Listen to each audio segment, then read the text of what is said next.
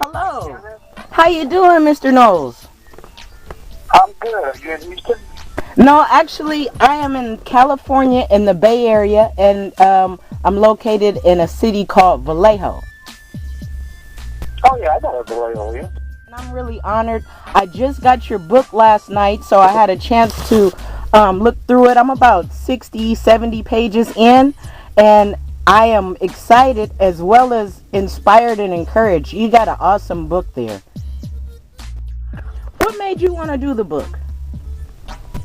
You know, Shannon, what made me want to do this book is I travel so much, and 4 or 5 years ago, I was a whirlwind of travel. I'm talking about around the world. And you're sitting there in a plane, and occasionally you start talking to your neighbor, and I was asking, what do you do?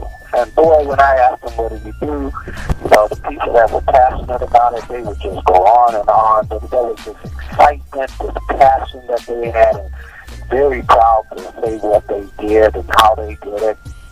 And then I started thinking after, pretty much everybody was saying the same thing. And then I thought about the friends I have and how successful they are. And that's what inspired me to have guests in my book. So I have 30 guests in my book, 3 per chapter. And they're talking about the things that make them successful. And then I looked at my own life, and I said, I wanted to write books. That has always been a passion of mine because I'm an educator and a motivator and a public speaker. So why don't I write my first book? And that's what I did. It took a while on the first one. It took 2 years to write this book because it was a stop and go process. That's pretty much similar to an album. I learned not to do that again. I wanted to stop and go. I just go all the way through.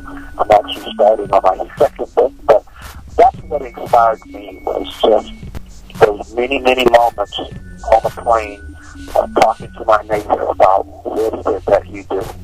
Wow, you never know who you're talking to if you just say hi and get a conversation sparking. Yeah, you never know. And I've had some really exciting people. One young lady I actually put in the book because her story was just so compelling. And she was a young lady there in Russia, of all places. And she was on a flight from New York to Houston. And she was telling me her story when she was 16 years old. She was like Britney Spears in Russia. Wow. And she was, just the hottest thing. Ariana Grandblatt.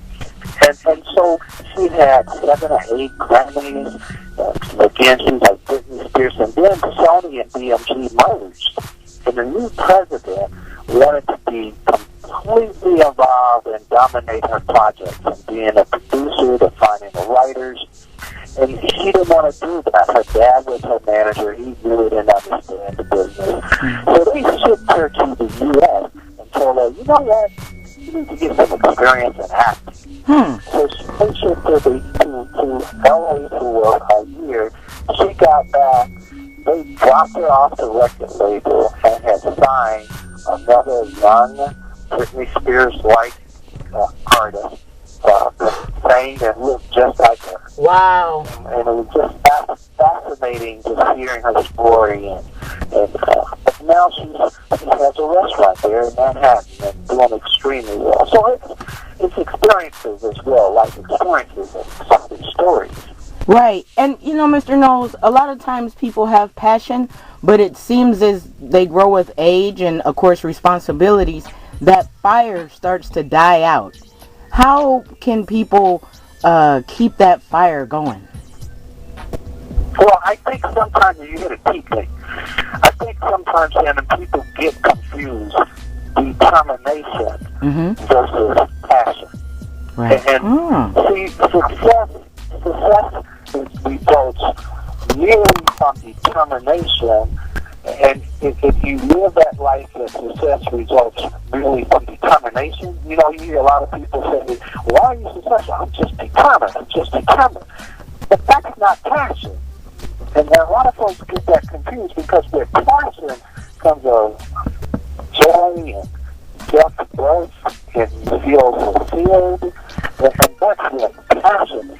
And it's that one thing you wake up every morning and go to bed at night wanting to do.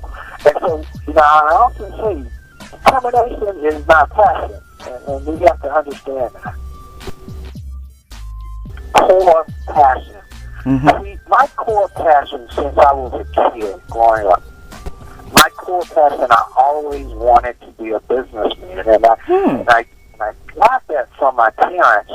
I always tell the story. I grew up in Gaston, Alabama, on a dirt road with an outside bathroom, with a father who made $30 a week driving a truck, and a mom who made $3 a day, so $15 a week being a colored maid.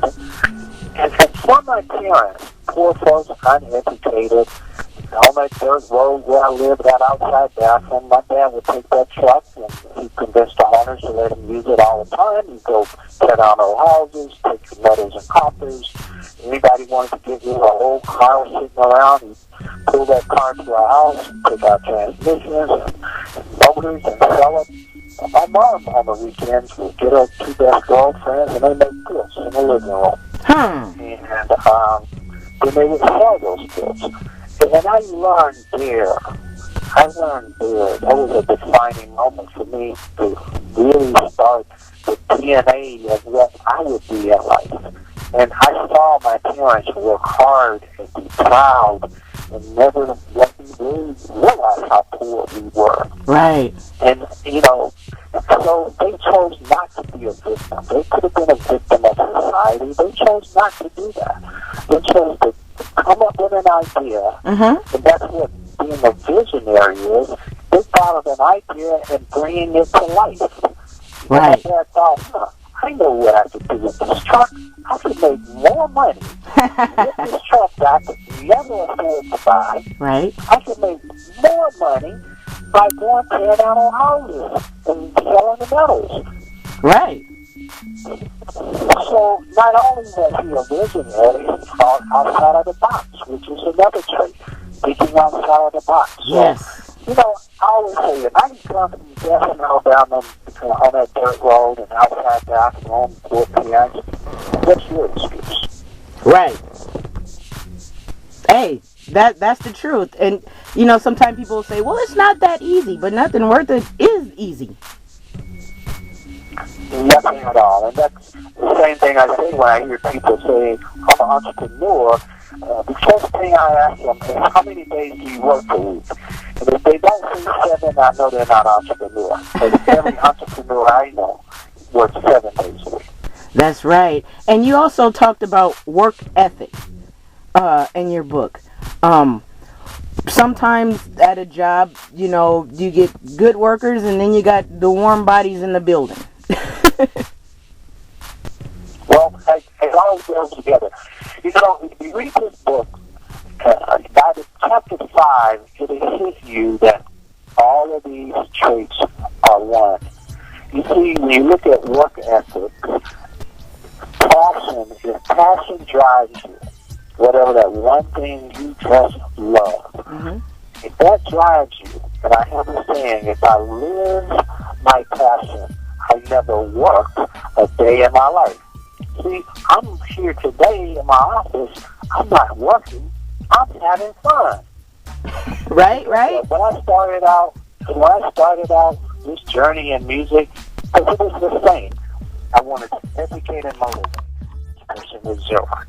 I was educating and motivating. I was educating people about my product and motivating them to purchase it. So I did that 20 years in corporate America. When I got into the music industry, I was motivating young artists and educating them about the business. Right. So people say, well, I'm tired of doing this. Well, sometimes the sub-effect of your passion you could get tired of. But the core thing, and people have to understand the subset, but your core never changes. Right. You understand what I mean by that? Yes. Good. And in every chapter, I ask that question to people. Every chapter, it doesn't end with chapter 1 doesn't end with chapter 2. Chapter 1 ends with, need you to answer these 10 questions. Yeah, I like that. I really like that, because you're not just reading material and saying, oh, okay, that's good or that's encouraging. It gives you a chance. It's like a workbook, and you can really look at yourself. Exactly. That's awesome. Exactly. That's awesome. Exactly. And again, because I've taught for 10 years, that's that professor in me.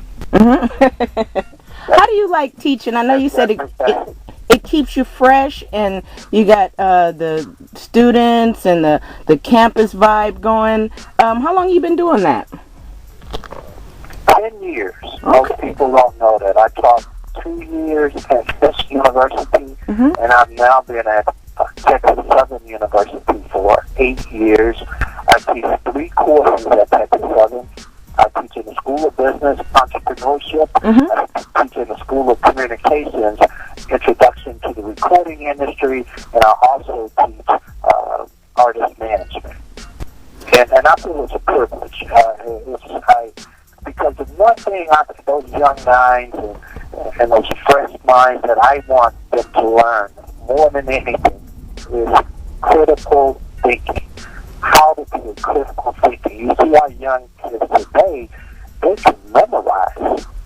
They can memorize anything. Like, they have a great memory. Right. But problem solving, when you get to a problem, there's a blank piece of paper in front of them. You just look in the eyes, you lose them with a problem. Right. So I'm going to teach and instill critical thinking in these students. And that is very important. And I think it's cool that there's education out there as far as the music business, because so many people are talented. At times we don't know what we're signing away. We don't know that we were supposed to sign something. How publishing and copyrights and all those things go hand in hand to allow you to have a successful career. Exactly. And I'm fortunate, when I launched this book, we launched it 2 weeks ago, we had a strategy involved. And that strategy was to pre-launch the book, and we pre-launched it. And gratefully, the book became a #1 bestseller on Amazon in 2 categories, self-help and music business, because I don't want this to get confused that this is a music business book. This is a motivational self-help book. And I just want my readers not to think, well, we have people in the music industry, but we have many, many others that's not in the music industry at all. That's awesome. Hey, Mr. Knowles, when you converted from corporate America over into the music industry, what were some changes that you had to grow and adapt to, learn, and then what are some things that you had an edge on? Well, again, I teach entrepreneurship. Let me tell you the single most misnomer. People think owning a business makes you an entrepreneur. It absolutely does not. There are many people that own businesses that are not entrepreneurs. There are many entrepreneurs that are not business owners. You see, entrepreneurship is a state of mind. It's a second. And our first day I taught in entrepreneurship, my class I talk about the characteristics. I mentioned some of them, things like confidence, perseverance, energy. You see some people just don't like energy and being optimistic. Right. A need to achieve, creativity, foresight, sense of power. I mean, that's some of the things that come with being an entrepreneur. I have many people that I've worked with that were employees, and I like to think my 20 years as an employee, I was an entrepreneur. I had those characteristics, and I developed them. And so I took just my characteristics of being an entrepreneur into the business. That's what's up. That's what's up. So, do you think that maybe when you were getting Destiny's Child project together, that the companies were like they thought, well, this guy's going to be in the way, or did they embrace you? Well, Tommy Mottola embraced me. Mm-hmm. Tommy Mottola embraced me. But it was after a year that he embraced me. After he saw and heard of some of the things I was doing at the record label. Mm-hmm. I came in the industry. I've done three things in my life that I didn't know anything about. Not the first thing about. But my passion, which is educating and motivating, helped me. I sold zero radiography for breast cancer. Zero radiography was the leading modality for breast cancer detection in the 80s. I ended up, fortunately, being a #1 sales rep worldwide for Xerox Medical Systems, 3 out of 4 years. I then moved on to CT and MRI scanners, being one of the first African Americans in America in 1988 to sell CT and MRI scanners. I didn't know anything about CT and MRI scanners, but I let my passion and my entrepreneurship drive me to be a top salesperson. In the 80s, I co-owned and founded a hair salon in Houston. We were open 18 years, and during those 18 years, it was one of the, if not the top #1 hair salon in Houston. I didn't know anything about the hair industry. Fortunate enough to get into the music industry. I didn't know anything about the music industry. And you know the success I've been fortunate to have in the music industry. Now I'm in education. I didn't know anything about education. And I'm having tremendous success in education. Coming out with a whole platform online that will be announced soon that can really assist entrepreneurs and assist those that want to also be in the music industry. And my core has never changed. My core DNA has never changed. Educating and motivating. Do you see now how that works? Yeah, it's like the core, it grew branches, kind of like a tree, like that was your root. And then you branched off into different areas, but your main goods, what made you, always remained the same, and you were able to utilize those on any product and learn, and you're making yourself humble enough to learn and try new things. And so you said it better than I can say it. And so now do you understand why I came up with the word DNA? Yeah, because it's all within you. And you have the makings of it. And you got to... All your readers and listeners, they all have that. They have that within them.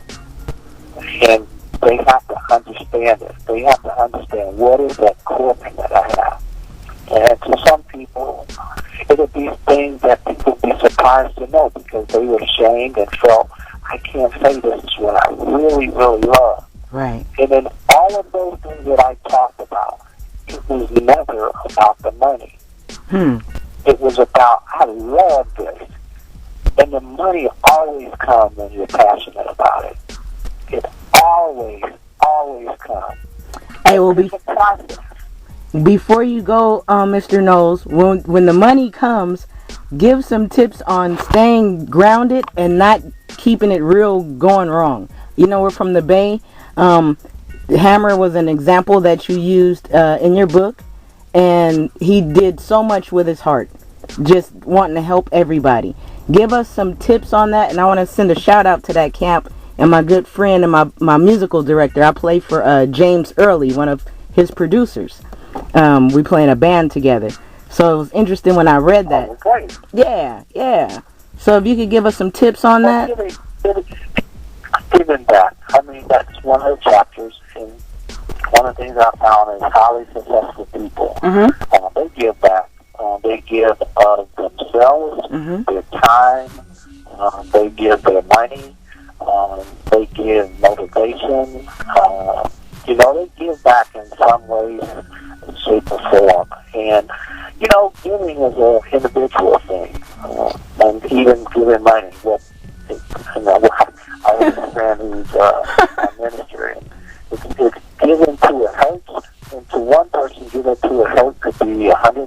Right. Somebody else getting to it hurt could be $1,000. Somebody else could be $10, you know. Right. To someone else it could be $1, and that could hurt. Right. But not being judgmental is very key. And giving to it hurt. I mean, I don't judge. You know, I ride around Houston, and if I see somebody on the corner, I'll let the window down and I give them something. And I won't judge what they're going to do with the money. I just give it to them. Hey, and, that's what's up. Great feeling that comes with that. Mm-hmm. Great feeling. And, you know, I give them so much, and you never know. But I often say, man, the only thing I ask is the day I die, all the people I gave to, I just hope they come to my funeral. And people be shocked and surprised who they are, what they look like, you know, all of that. Now that's a real homegoing celebration. Yeah, I don't have to tell everybody what I give. That's not important to me. What's important is that they're there that day and that they have the time to say something. But hopefully how I did something that touched them. That's what's important to me. That's what's up. You know, Mr. Knowles, I really had it's been a blessed opportunity to chat with you this morning. I'm very honored. And I'm looking forward to seeing you in the traffic in the future and sticking to these rules, these 10 rules of DNA success, sticking to the grit with this. Well, thank you. Most I look forward to meeting you one day, and God bless you. You too. Bye-bye.